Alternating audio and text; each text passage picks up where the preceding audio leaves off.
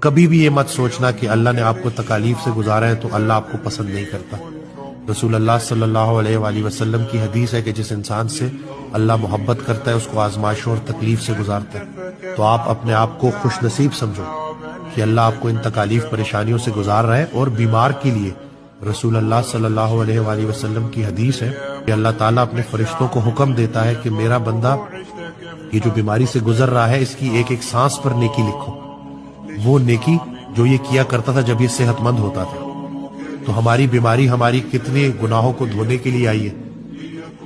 کتنے گناہوں کو نیکیوں میں کنورٹ کرنے کے لیے آئی ہے، ہمیں کیا پتا۔ قرآن پاک کی آیت ہے نا کہ میں جس کو چاہوں اندھیروں سے نکال کے نور میں داخل کر دوں، جس کے چاہوں جمیع گناہ معاف کر دوں، سارے گناہ معاف کر دوں،